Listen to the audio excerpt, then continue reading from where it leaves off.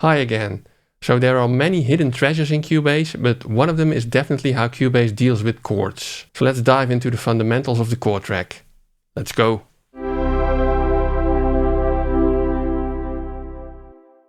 So the chord track in Cubase is a special type of track that allows you to add chord and scale events to your project. And those chord and scale events can then later be used to control other tracks. Now there can only be one chord track in a project, but let's have a look. So this is an empty Cubase project with just a stereo out track on there. And let's add a chord track. It's under More Tracks, Chord, Add Track. And since I always want my chord track to be on top, I'm going to divide the track list and add it above the divider. So if you now want to add chords to the chord track, you need to select the pencil tool. And it's also good to set up the grid to where you want chords to be added. So right now I can add chords every bar, but I can also set it so that I can add chords every beat. Or if I even want it more precise, I can say that I want to use the quantize value, and then I can add chords at every note value basically. But let's stick to the bar at the moment and add chord at the start of bar 1, bar 2, bar 3 and bar 4. Now currently you can see that there's no actual chord information in the event. There's an X in there. But if I go back to the object selection tool and double click on a chord event, the chord editor opens and you can select 4 things about a chord, which is the root, the chord type, major, minor, diminished, sus. Let's stick to major. Any tensions, like a dominant 7, maybe a major 7, maybe a major 7 flat 9. So you can also combine those tensions. Well, let's stick to a regular major chord for now. And you can also select a bass note in the chord, being different from the root note of the chord itself. C over D, C over E, etc. But again, let's stick to a regular C chord. Now at the bottom you can also see the voicing of the chord. So it's a root C, an E, a G and a high C in this case. But if I wanted to, for example, just play the chords that I want to add, I can also activate the MIDI input and play, for example, a D minor chord. And then the chord editor picks up the chord that I just played.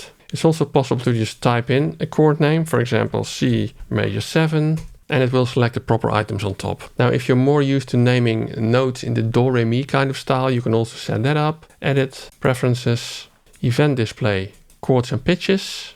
And then for pitch notation, note name, you can set it to solfège. Okay, and right now you can see that, well, it's a bit scrambled. But if you look at the chord editor, you can see it's now do re mi, fa sol, etc. I don't like this, so I'm going to set it back to how it was. Now, if you're editing a chord, you can double click. Let's go back to a regular major chord. And on the top right in the chord editor, you have an arrow that you can go to the next chord, which you can then set. Let's make it a box standard progression, A minor, next chord. Let's do a 5 chord, the G, next one, and a 4 chord, the F. Now, if you want to add a new chord, you can click the plus sign over here and you see that it adds another X, which you can then set to whatever chord type you want. But let's erase this one. Now, for now, I'm assuming that you got these chords from a chord book somewhere maybe, or from a lead sheet, or maybe from a song that you've written so that you know the chords. But if you also want to be able to hear them, to see what they sound like, you can add an instrument track. For example, let's do Hellion Sonic and let's choose a piano sound. Piano, acoustic piano. Let's do the jazz grand piano A. And right now over here you can select that you want to hear the chords with the piano track. So if you now click on them, you can hear the chords playing. Now this feedback also works while you're editing the chord. If I change this, for example, to D minor, you notice that you can immediately hear the chord. If that's not what you want, you can turn off the acoustic feedback over here in the inspector. And in that case, selecting the chord is again silent. Clicking on the chord is also silent. However, when you play the track, it will still route the chord to the selected track and you will be able to hear the progression.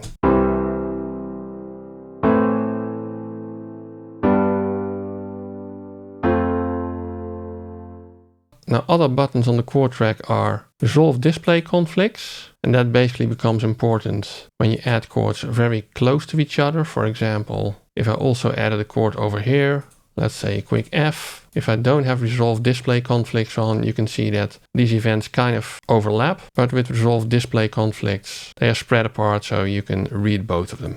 Now this button over here is to enable or disable showing the scales. because as you can see in the chord track, it's not just the chords that are displayed. There's also a scale event over here. If you click on that when you have acoustic feedback on, Cubase plays the C major scale for you. And currently you see that we have automatic scales enabled here. So that's why Cubase has added the C major scale here automatically, which it derives from the chords that I have added on the chord track. Now again, what these chord events and scale events can be used for, we will see later, but you just have to remember that currently they are important because they will control other tracks later on. And those other tracks can be controlled by the chord events, but they can also be controlled by the scale events. Now I think most of the time you will use the chord events to control other tracks, but you could also use the scale events, and if they are important, you can also turn off automatic scales in Cubase. And this means that you can add scale events yourself. For example, you can add another scale event here. And in the info line, I can now change the scale if I wanted to. I can change the root key, for example. Maybe over that A minor, I may want to play the A Dorian scale.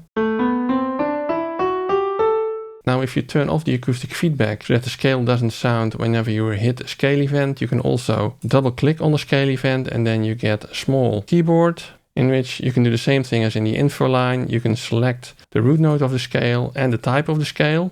And it even provides you with an ability to define your own scales. For example, over here, you now have all the scales that are factory defaults. And if you want to add a scale, click over here, new scale. Let's say I just want to add the same notes as on the C major scale. And you can see that the musical scale editor now actually warns about the fact that you already have this scale because it's the same as the C major scale. Let's remove that scale again.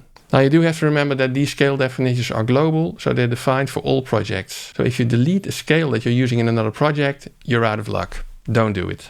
Now on the left side of the chord track, you have various items in the inspector. We already saw automatic scales. Now let's turn that back on actually, so that we only have the C major scale in our progression. But there's also a number of controls about voicings of the chords. Because if you click on this chord, you can see here on top what the voicing is of this chord that Cubase plays if you play it back via the piano. So it's a C, E, G, root third and fifth of the C chord, and there's another C note on top. And this voicing over here is actually determined by what you select over here. Right now you can see that we have piano voicing selected. And that's what the Cubase manual calls the voicing library. So you can either select piano, basic or guitar. And then the second control is which voicing library subset you want to choose. You can say, well, I want rock easy jazz voicings for piano, pop 2 voicings for piano, alto jazz voicings for piano, etc. Or all options, and then Cubase can choose from all voicing options. Because if you click setup voicing over here, you can determine which kind of voicings Cubase selects from. And the subset actually determines which items are selected in this custom voicings panel. For example, if I set pop 1, you can see that I have the same items, but not all of them are selected. If I select alto jazz and look at what that means, Cubase has other styles and options selected here for the root note. So it's a bit beyond the scope of this tutorial to explain all of them. But the easiest way is if you just select one of these options, you can see what it does. For example, if you select triads, it will just select a basic triad of the chord that you indicated. Third, fifth root, first inversion. Triad with major ninth is the fifth, ninth and third. And if we just have the basic triad, we can say that we always want to add a root note, which goes to the bottom.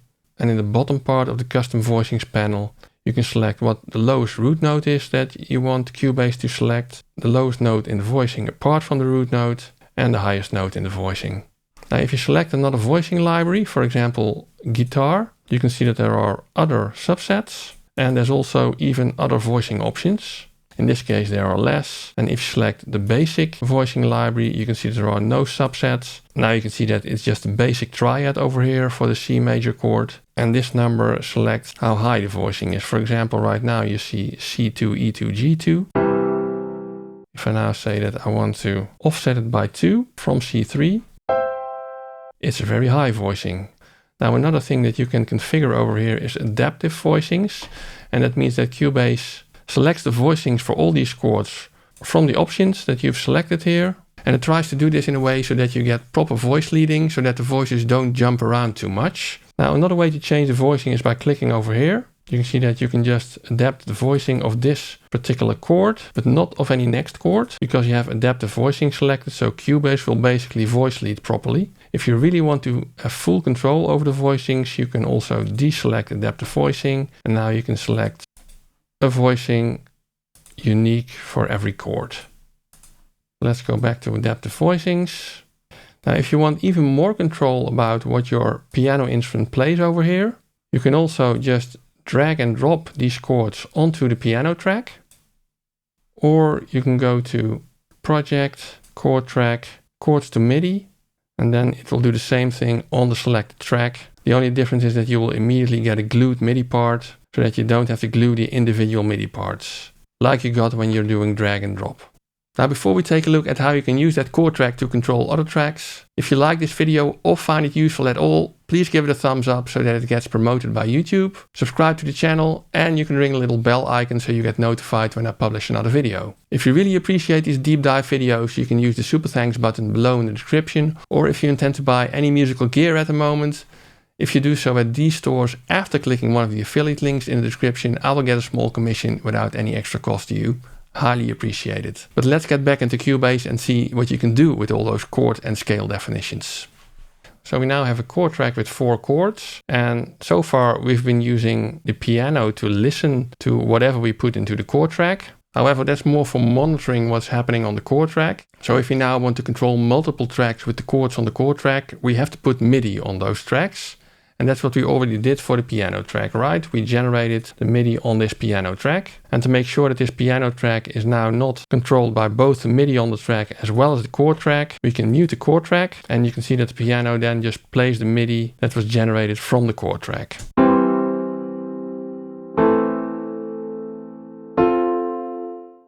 Now, the interesting thing is that we can still link the MIDI on the piano track to the chords in the chord track. And we can do that over here in the chord section, where it says follow chord track. Right now it's off, but we can also link the MIDI part on the piano track to the chord track. For example, we can say that we want the MIDI to always adapt to the chords on the chord track. Now, when you do this first, Cubase asks you a question, and Cubase basically wants to know what to do with the MIDI information that's already in the chord track. Should it still analyze this MIDI information and convert it so that it follows the chords on the chord track? Or what do we want it to do? Well, in this case, we generated the MIDI from the chord track, so we can say we just want to follow the chord track directly. The tip here is choose this option if the track data is already synchronized with the chord track, which is the case, right? In a minute, I'll show you the other option, but right now, this MIDI information is from the chord track, so it can just follow the chord track directly.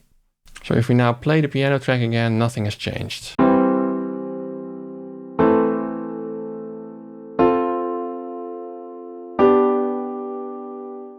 However, we can see that the piano track is now following the chord track, because let me now position piano track a bit below so you can still see it while I open the chord editor. And if you look at the notes of this A minor chord now, for example, say I change this chord to A major, you can see that this note over here jumps. So if I choose another chord over here, you can see that it does definitely follow chord track. Yeah, but let's get back to A minor, what it was. Now let's add another instrument track. For example, let's do a nice synth from Arturia. And let's choose some funky claps.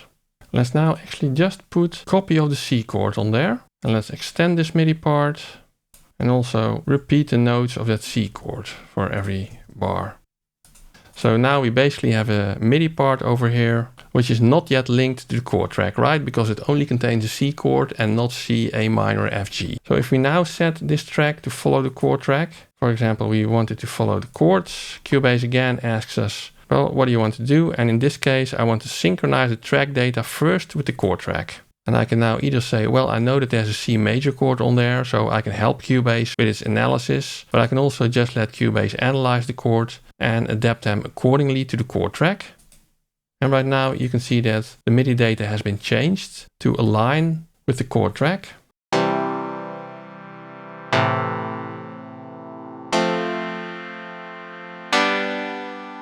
Now, to make it a bit more exciting, we can also use a MIDI insert here. For example, we can choose the arpeggiator, and let's choose maybe the fat arp, see what that sounds like.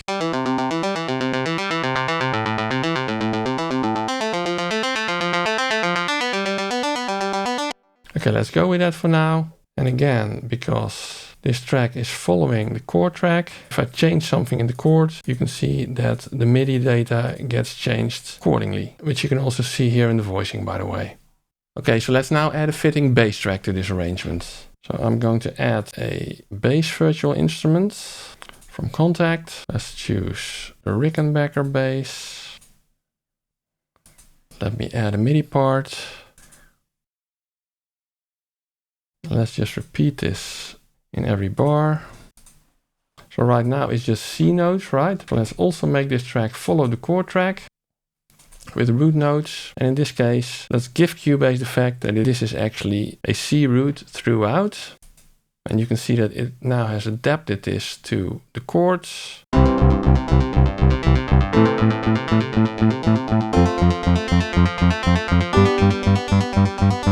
Yeah, so it basically plays C, A, F, G. Let's add another part, maybe an acoustic guitar. Let's also get this from Contact, drummed acoustic. And this is basically a virtual instrument that plays predefined acoustic guitar patterns, but you can feed it with MIDI input to determine which chord it will play.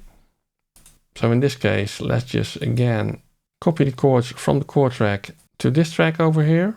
And because I did that, it is now set up to follow the voicings from the chord track. Let's see how that sounds.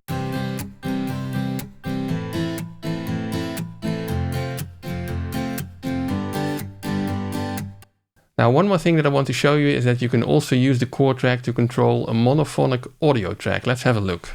So in the pool for this project, I have imported a vocal sample. I believe this is from a free sample library that Slave Audio once distributed. And in the title it says the tempo of this audio sample and also the root key, D flat. So that's something which I have actually added after importing it in the pool. I set it to tempo 120 and I set the key to C sharp, which is the enharmonic of D flat, of course. And if I just plainly import this sample into the project, let me also shift it a bit so that it starts at the beginning of the sequence. Like when it's not following the chord track, it sounds like this. I want you the same way that you. So quite painful as it's not in tune and not following the chords at all. But if we now set this track over here to follow the chord track and set it to single voice, we can again help Cubase by saying that this part is actually in C sharp, D flat. And if we listen to it now, I want you the same way that you want me to. So this vocal line is now actually following the chord progression. You can hear artifacts, yes, but it does also work on audio. Now at this point, there's lots more to know about the chord track and working with chords in Cubase, but I think I will save that for another video. So let me know in the comments if you want to see that video. And in the meantime, if you want to check out another deep dive into a very useful feature of Cubase, then you can check out this video about the Arranger track. Have a look, enjoy, and see you soon.